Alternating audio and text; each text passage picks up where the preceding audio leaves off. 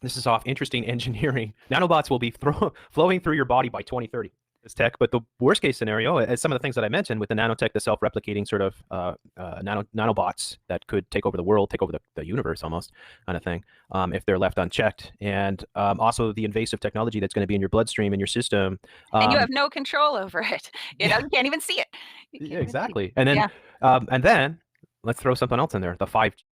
Yep. So something to think about too is if that you do have these nanobots in your system, and then you have this highly powered sort of microwave transmitter system, which they want to push into all the major urban centers in North America, Europe, and everywhere else.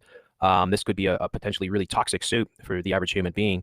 Again, you know, if you do take this tech into your system, you're basically giving up sovereignty of your body to the, and who's going to control this? Well, it's the big tech corporations, Google being one of them. Do need to go to the very, very end, because as I was saying there, that they're talking about how that you could inject these neural nanobots into the brain. And at the very end, there's footnotes, and it says alternatives to the regular injection of neural nanobots into the human vasculature include intravenously, intranasally in aerosolized form, orally as a pill, via a dermal patch or topical gel. Whoa. Yeah. Okay, so Yeah. alternatives to the regular injection of neural nanorobots into the human vascular include intravenously, intranasally in aerosolized form, orally as a peer, via derma patch or topical gel. Topical. You should make it bigger. Topical, yeah. This stuff could theoretically or potentially be in some of our products already, and we wouldn't know it, and we'd be taking it into our system. So, oh yeah, and in Michael Crichton's Prey, where they're talking about nanotech, they brew them up. They're biobots. You know, they brew them up with synthetic biology. I think it's E. coli, just like they use for the foodstuffs, so that they can make them self-assembling, do whatever. Yeah.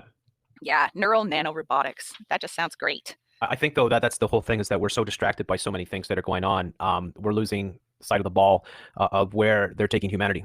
Yeah. And this is the bigger picture, without a doubt, folks. Like, that's why, like, don't worry about RFID chips, really. Even in a way, you know, yes, I know vaccines and stuff like that, but we have to think on a smaller level, a much smaller level, potentially, that we could be ingesting these nanoparticles. Like, they could, and some corporation or foreign government, or, you know, it could be multiple reasons why this stuff might get out into our systems. It could be, you know, some sick sort of experiment that they're going to do without telling folks, and then they just, I mean, they've done these things over and over again in our own towns and cities throughout the 20th century, the 21st century.